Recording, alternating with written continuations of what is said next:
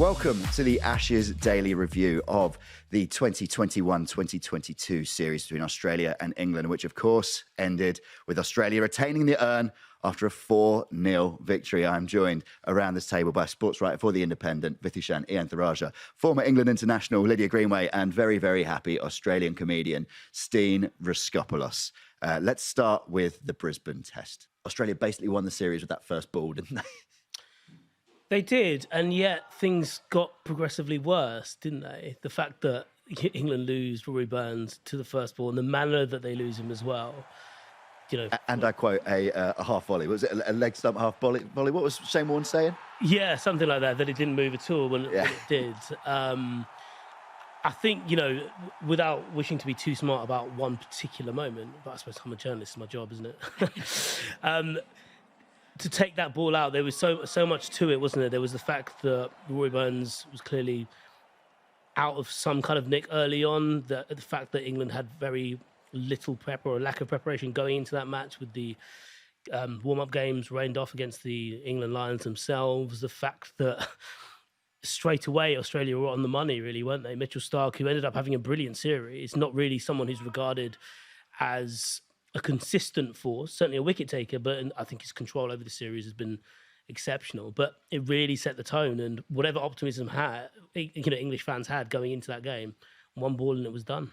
Well, yeah, that's not just the England fans, of course. I think with that wicket in that first ball, the mental warfare, Australia, the damage that they inflicted there, it must have been huge. Well, we've seen it happen before in a sort of similar situation with Harmison when he bowled that massive wide, a while ago now. And I think that was similar. It sort of really does set the tone. And I know it's only one piece of isolated skill, but I'm always a believer, it's similar to fielding. When you start well in the field, I think that rubs off and suddenly everyone's taking the chances, they're taking the half chances. And I think that's the same with those opening moments of an Ashes Test series. I think if you don't start it well, quite quickly you can lose that momentum. And yeah, we saw, unfortunately, it just unravelled really from there. And it was always hard for England to put it back. And Steve, from an Australian perspective, it was meant to be bad preparation for you. You know, you had a new captain, there was a few question marks over certain players, and you come in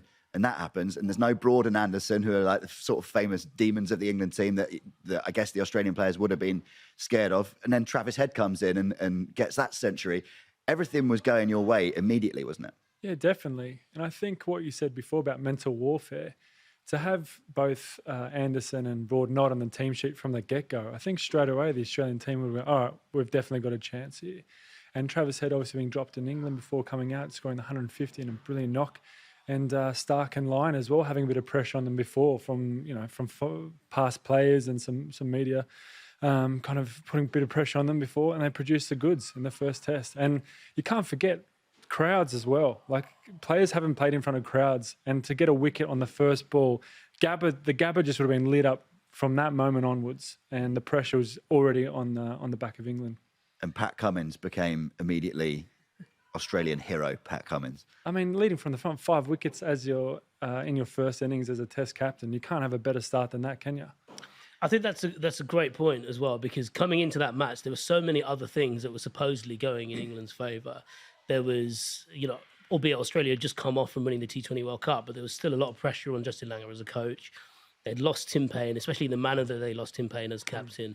Pat Cummins comes in. There's still this, traditional uncertainty, I suppose, about having a fast bowler as your captain, and just like that, everything was sorted, wasn't it? From the very first innings, it was like, right, this is fine. Yeah, they've got this. Yeah, and I think that there was so much talk, like in and around the media, like in public personas and stuff like that.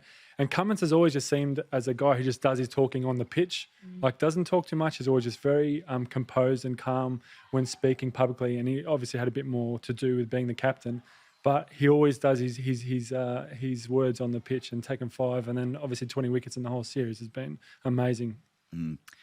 Well, it was a tough start for England, and it went on to become even tougher. Adelaide, there was a few changes in the team, and I think most notably there's no Mark Wood, of course, and no Jack Leach, and that began a sort of conversation that went on throughout the series of treatment of certain players and looking after their confidence and their form. And Jack Leach, I think, was one who really suffered in those first couple of tests, wasn't he? Yeah, he was. And we've seen that a little bit with different players over the years in recent times. Moeen Ali is a player who springs to mind. I think from a player's point of view, when you're not quite sure of where you fit in a team, I think that depending on your type of character, that can have quite a significant impact to you on the pitch. And I think the fact that they left Leach out, obviously we don't know how he felt, but you can only imagine it probably doesn't fill you with that much confidence. And so I think from that point of view, again, that underlying theme and all these stories which occur throughout the series, I think that's one that would have probably affected Leach. I mean, he is our best spinner in England. If you look at the stats, I think he's third in county championship cricket, and that's after two people who don't qualify, in Jeetan Patel, and obviously doesn't play anymore, and Simon Harmer. So he is our best spinner, and I think, you know, if he's the best that we've got, then you have to really try and make him feel valued and part of an important part of the team. Yeah, it was a bit of well, it was a lot of poor planning from England all the way through. But I think with Leach, the thing they messed up the most was, you know, fine, if you're going to play him at Brisbane, understand how Australia are going to come at him. We've seen it before. Australia target the spinners. And especially someone like Jack Leach on his first tour of Australia, he would have been ripe for that treatment. And, you know, they really did a number on him in that first test, to the extent that England ended up dropping him on what we can probably say was the best turning track of the series, really, in Adelaide. Somewhere where Nathan Lyon, obviously a different kind of finger spinner, but Nathan Lyon has a lot of success there. And they were just, from that point on, they were chasing their tail a bit, weren't they? They'd already left out Anderson and Broad with the view that they were going to bring them back for that pink ball game in the second test in Adelaide. And yeah, they were just chasing their tail. And even then, they made the mistake of dropping Mark Wood, who was fit and firing, and had shown in that first test that he was able to build speeds up, but also bowl plenty of overs in the day. And yeah, just it unravelled in Brisbane, and this was yet more unravelling in the second test. Yeah, yeah. I think it was Anderson that said, they were creating the chances, and that was again another theme throughout the series. England getting, some people saying, unlucky, sloppy in the field, and that was the test where Jos Buttler came under real criticism, starting with that drop catch of Marnus Labuschagne. Absolutely, and it wasn't just like a 50-50 chance or the ball just surprised them. A lot of them were dollies, like Butler especially dropped Marnus, I believe, and the couple in the slips as well, that if the catches were taken not only in the Adelaide Test but in the Gabba as well, the momentum would have been swayed back on the England side, I believe. Does it feel like when you get to that point, we lost obviously that test as well, and if you're an England player, you think, everything, the world's going against us.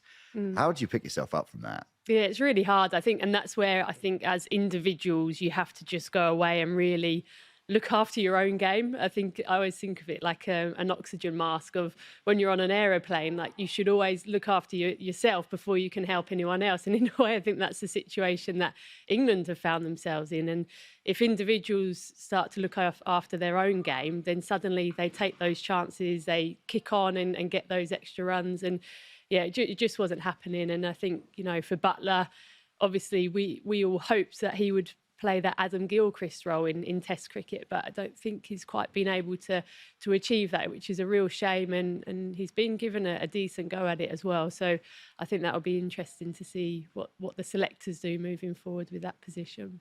But of course, it was only 2-0 down at that point. We still have Melbourne. It still could have been 3-2, couldn't it, Steen? The Melbourne Test, we made some changes in the batting lineup. Burns dropped for Crawley, and Bairstow came in for Pope. But obviously, as we saw in Melbourne, there was no improvement. And that was almost the worst of the lot, wasn't it, Vish?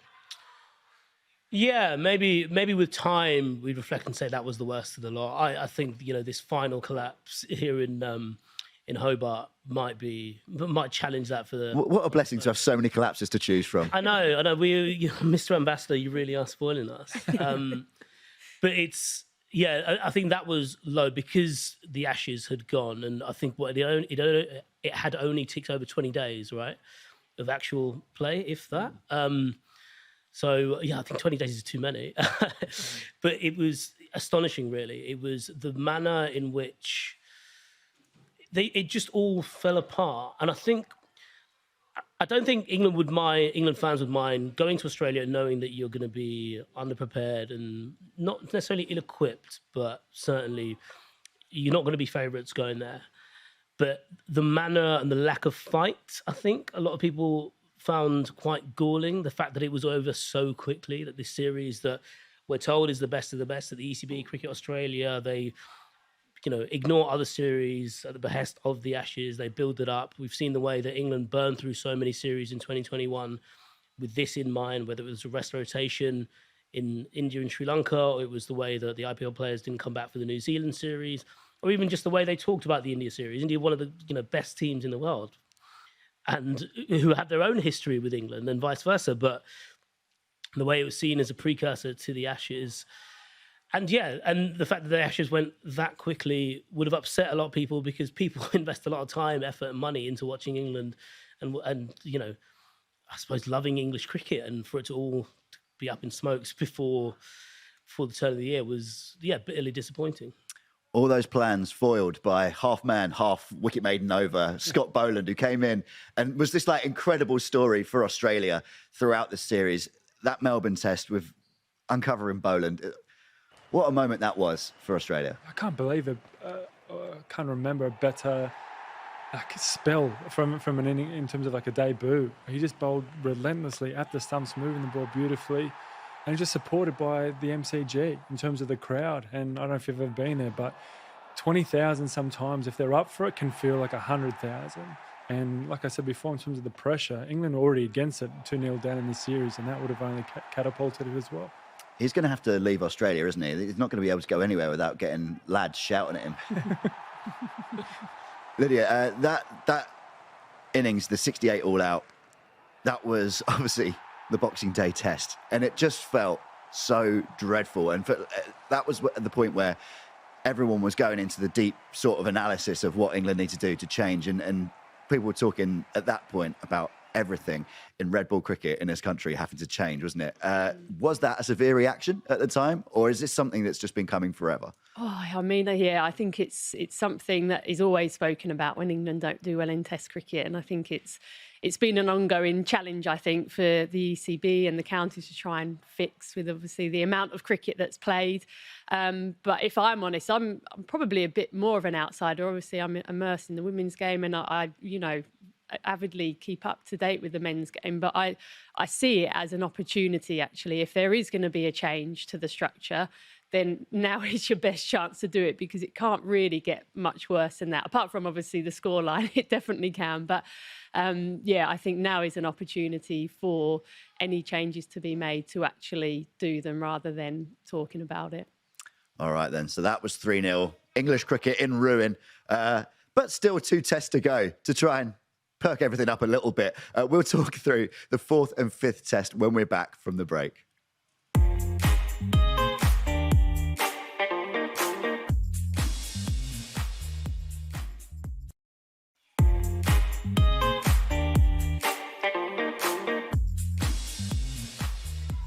Welcome back to Ashes Daily, where I am still with Vish, Lydia and Steen. We've spoken about the first 3 tests. England were 3-0 down. Sydney, it was a chance to improve, a chance to build for the future. And we actually got a relatively positive result, even though I'm not sure how positive a draw actually is. But at the time, it felt nice just to not be able to talk about doom and gloom, didn't it, Vish? Yeah, and it was a moment where you felt that the players got a bit of respite, really. However they unwind after a test, that felt like the first time they had some, if they enjoyed a beer, they had a guilt-free beer, because they'd taken the game deep, albeit they were helped by losing 2 sessions to rain, essentially. Good old rain. But yeah, it showed a bit of, I mentioned it before, a bit of fight. It seems like a bit of a cliche, but I think when you're down like that, fans want to see that you care a bit more. And we definitely got that from England, right down from, Johnny Bairstow coming in and making that 100, the way England, particularly in that last inning, Zach Crawley getting a decent score. Even Joss Buttler with his broken hand that saw him return home, the fact that he managed to last for about 35 balls or so was, it was actually quite a decent show all round. Yeah. That Bairstow 100 was significant as well, because that felt like the first positive story Australia had a number of like amazing stories throughout the series that they could call upon. That was the first time for England we had something that we could remember in a positive light, wasn't it, Lydia? Yeah, it was. And I think, just watching the way that he gets celebrated, I think, it means a huge amount for him. And he's always been the player who, if his place is under threat or if the media have got stuck into him, he's that type of player who will always stand up to it and try and prove critics wrong. And so to have watched the way that he played in Sydney was brilliant. And I guess for him, his challenge is, okay, you can perform when you're under pressure from the media or for your place, but if you then get that place, can you keep that consistency and keep performing? Because I think that's what's happened to him in the past, is he's fell away slightly. But taking the positives, I thought that innings was brilliant. If it's someone that thrives under pressure in terms of the media, did you see like someone's job now to come and just like tweet at him all the time or just tell him how bad he is to kind of be successful? Yeah, possibly. I think it's obviously I don't know him personally, but when you hear, you listen to some of the guys chat about him, and I think he's a great guy. But I think he does have that fire in his belly. So, yeah, maybe someone needs to whisper in the media manager's ear and just to try and get in his ear and try and get the best out of him. Even Bairstow's 100 though was a nod to how England have messed things up in the past. If you think back to his 2016, where he scored, I think it was 1,470 runs in 2016. Bear in mind, all the plaudits we were giving Joe Root for his exceptional 2021. It's a remarkable feat for a keeper bat as well during that time. And from then he was shifted around a bit. He ended up batting a variety of different positions. He then had the gloves taken off him. He then had the number 7 position taken off him when Joss Buttler came in the side, and was suddenly a bit out of sync. And coming into this series, the talk was whether it was going to be Pope or Bairstow, pardon me.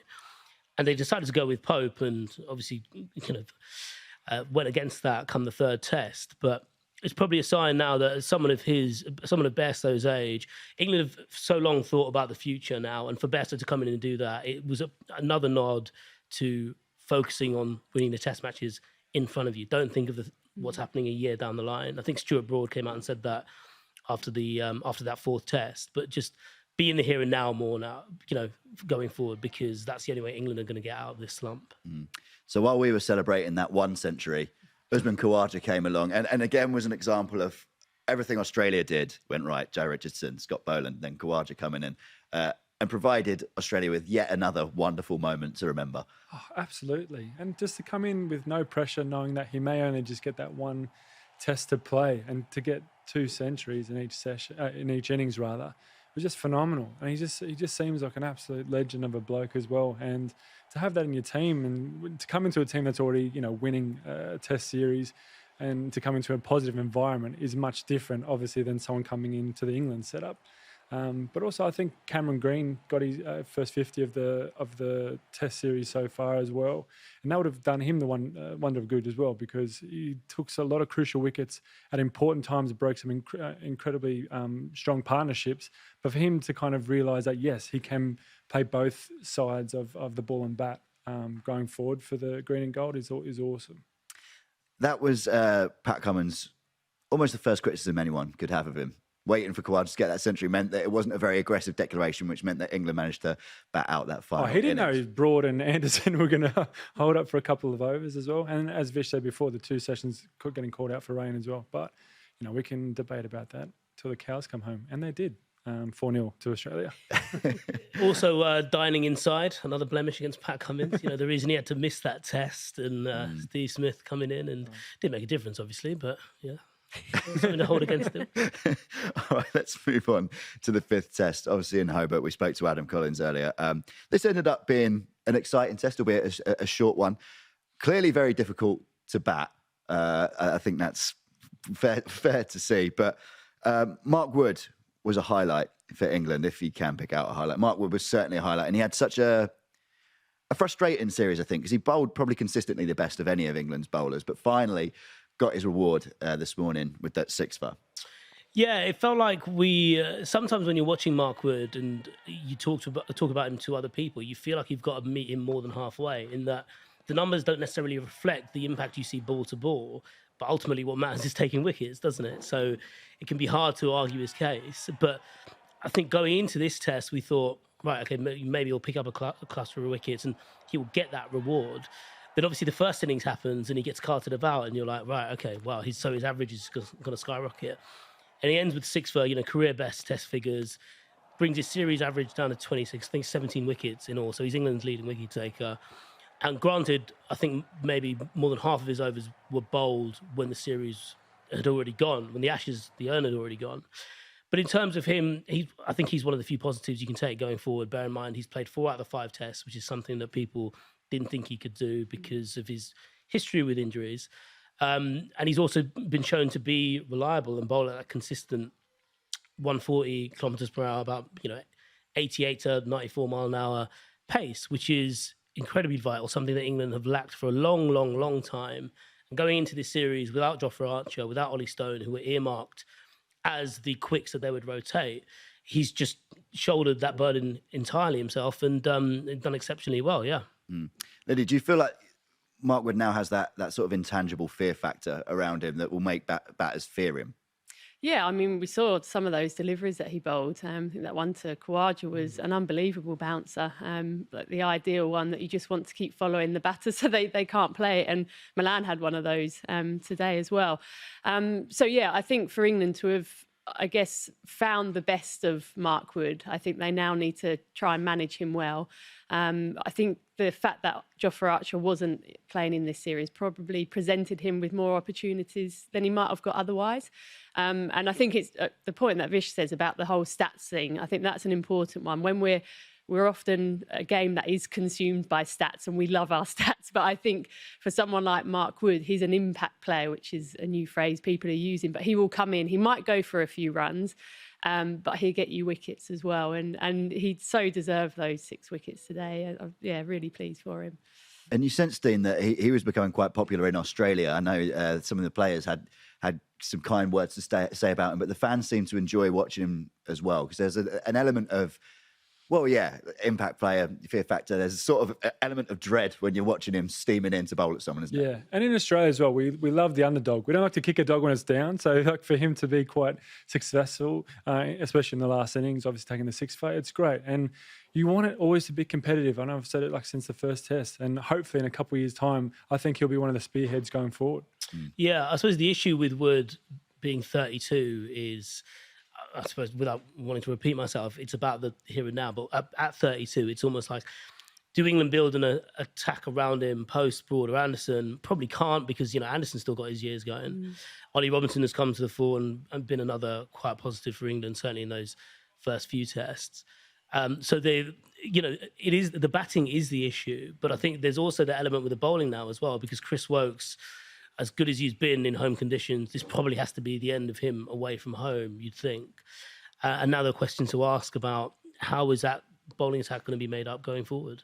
Would you love to see Woods in 2 years' time with like a Mitchell Johnson-esque like moustache coming in for one last trundle? I think it'd be a good look, yeah. But because of his size and his hair, he'd end up looking like a Victorian magician rather than like a fearsome biker. So, no, I'd be up for seeing that, yeah. Lydia, how did you find the umpires' decisions and the various things that went for both teams? To be fair, it was a little bit strange this morning. The DRS reviews not being had, appeals not being made, and the thing with Woakes putting his foot over the line and Broad pitching just outside the line. It was a strange morning, wasn't it? Yeah, it was. It's out of all the people that we're going to criticise, I'm always really reluctant to criticise the umpires because it's such a tough job. I guess actually the point on the other side of that is Australia actually didn't really review that well. There were a couple of wickets that fell and they didn't review Pat them. Cummins, right? Yeah. Hush. Absolutely.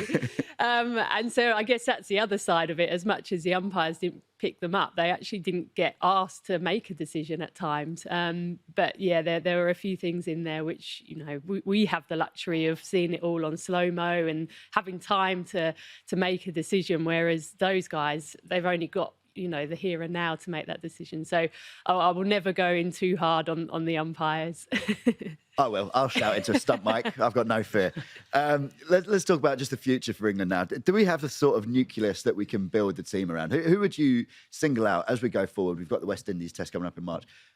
Who are your main players in that team?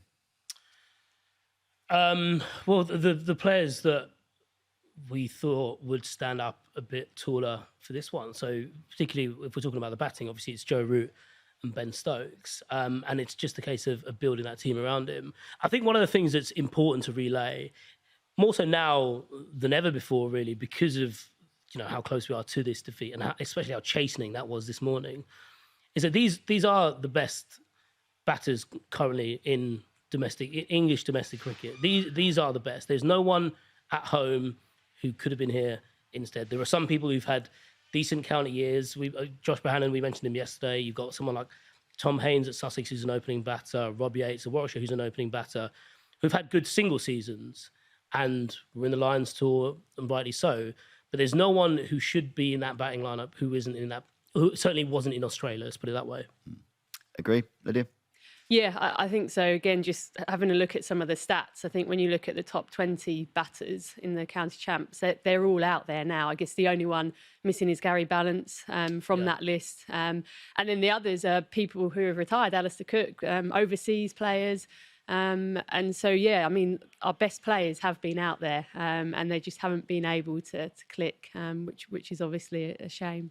And then, so the issue really is getting the structure right around them, because you can't tell me that someone as talented as Ollie Pope is getting bowled around his legs because he wants to. Yeah, a lot of these people show willing. There's a lot of talk about white ball cricket distracting, but everyone who went to Loughborough, in September to prepare for this series, didn't go to the T20 World Cup, are all red ball focused. I think there's serious questions that need to be asked of the coaching, not just around the team, but also within the ECB setup, because frankly, it's just not good enough.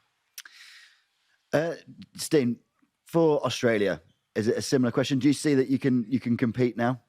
I definitely think so. And especially, I think what we had was stability. I think what I said when I asked Collar before about only time a player was substituted or changed was due to injury or COVID. Like even Nathan Lyon playing in the last test, knowing he probably wouldn't bowl because of how the ball was moving along the seam in terms of being a green wicket.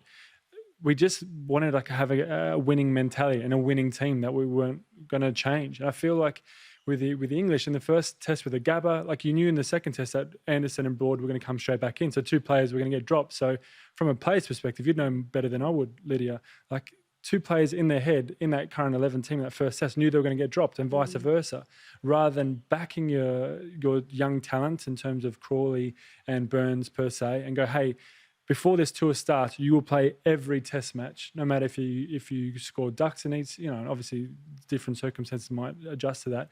But just to feel a play with confidence, knowing that they can just get out and go out there and play their natural game, I would think. Yeah, I think that's a good point. I think as a player, it is nice for a coach to come up to you and just tap you on the shoulder and say, you're going to play every test match, for this series. And then at least, if you do get a couple of low scores, then you're still going to be back to do it. And yeah, I suppose it goes back to the theme of England always trying to plan one step ahead, whereas I think with Australia, they just tried to get their best 11 out on the park. And I think Cummins, as much as he's had a huge amount of positive talk about him, I don't think he was ever under pressure. So I'd be really interested to see how he goes as a leader when he's under more pressure, because I don't think he was under pressure at any stage, unfortunately, during the series. Yeah, I think we chose the best players to play rather than the best players to play certain conditions. Yeah. Joe Root obviously came under massive, massive pressure, and people were in the dark days of that third test where we'd all had our Christmases ruined. People wanted him and Silver to go, and there isn't really a replacement for Root. And he said himself that he wants to go forward with the team as captain. Vish, was that ever even in question for you, whether he'd stay on as captain? And what do you think he can do going forward with his captaincy style and just the way he runs the team, essentially? Well, in terms of was it ever on the cards, I think, yeah, absolutely it was. Granted, there aren't many options beyond him. Personally, I think Ben Stokes would be an exceptional captain. I think tactically he's brilliant, and people feed off him, and I think he does a lot of those things anyway. Actually, he's almost a captain without the armband in that dressing room. Certainly does a lot of talking in the good and the bad moments. But because he already has a lot on his plate, and Root is still respected, still well liked, and it hasn't had the burden on his batting that we thought it did, given how well he did in 2021. he will continue. But for him to continue, I just think he needs a firmer hand above him. He needs someone who is going to read the riot act to the players. And for all Chris Silverwood's quality as someone who put together an exceptional red ball side for Essex, which is why he got this job. Yes, there was an element of jobs for the boys because he was part of the setup previously with Trevor Bayliss, and he might have been seen as he might have been seen, he probably was an easy appointment. But I think going forward, he needs someone above him who can crack the whip a bit, because I know I mentioned that it was a lot of it was coaching issues, but I think some of the players get into bad habits, and you need to get that drilled out of them. And if you have to shout it out of them, then you've got to shout it out of them. Do you reckon there's an element of Mark Ramprakash was talking about it, wasn't he, on that third test? There isn't a philosophy in that England team. Do you think they need someone? They've got Joe Root, who is the player, who is the captain, but do they need someone to instill a philosophy? Yeah, I mean, I find the whole coaching side of it fascinating. I think you think of great coaches over the years and you look at their different styles. And I know Justin Langer has tried to model himself more on a football coach, which is very directive, very, telling players what to do. I think that was following a chat he had with Alex Ferguson. And so that's a really interesting style, which you don't often see in cricket. I think cricket is very much coaches giving the players that sort of autonomy to go out and work things out for your game. And I find that sometimes a bit of a cop-out. I think as coaches, we should have the answers. If a player comes to you and says, look, what am I doing wrong? We should be good enough to be able to tell them what they're doing wrong. Or if they haven't come to you and asked for that advice, and you should also be able to just go up to them and tell them that. But the challenge when you're on a tour is, I think we mentioned it yesterday, you don't always have your first choice of coach with you as a batter, and I think that's a challenge. So there could be England coaches within that group who aren't necessarily the player's first choice in terms of that one-to-one. They're often the people back at the counties. So yeah, it's a real tough, interesting, I think, topic to discuss. Steen, do you think lessons could be learned from Langer? Did Silverwood need to kick more bins? I mean, it might have helped, like in hindsight. I don't know. I think, as Lyd said, like every player is different as well. Like everyone plays the same sport, but in terms of as people, player management is so integral. So some players do need to kick up the arse per se. But apologies for the language. Sorry. Afternoon show. And some just need to be cuddled a bit more, kind of thing. Yeah. It's just up to the coaches and up to the players how they manage that kind of relationship. And Vish, you see that as a team that needs a rocket up the backside. That's how we say it in the afternoon, Steve. Yeah, because I think the important thing to realise is a lot of these players are willing, not just because they are committed to red ball cricket, because they don't, very few of them play any other format, certainly outside of England. But also, they, as Lydia says, they have their coaches that they go to. And I suppose this is where I think the ECB level of coaching, around the England team specifically, has to come in, because they can go on there, they can go to those specific coaches and work on their techniques.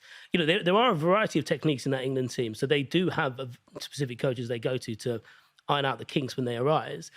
But the reason you have a Graham Thorpe in that position, the reason you have all this data and all these facilities at Loughborough, is so that you can help them get to that next level, which is Test cricket. So that's what they need to do. All right, then. Before I get a rocket up my backside, unfortunately, we have run out of time. But it's been a pleasure throughout the entire series to share this table with you, Vish, Lydia, Steen. Hopefully, we can meet again under less upsetting circumstances for me. While Steen grabs the urn. Let me remind you, of course, that the women's Ashes gets underway, so you won't be holding on to that for too long on Thursday morning. That's on BT Sport 1 at 7:45 a.m. And then on Saturday night, the West Indies T20 series starts as well. So there's plenty more cricket on BT Sport, but for now, the Ashes is over.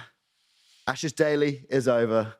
And unfortunately, tomorrow we won't be here because England lost 4-0. Thank you very much for being with us throughout the series.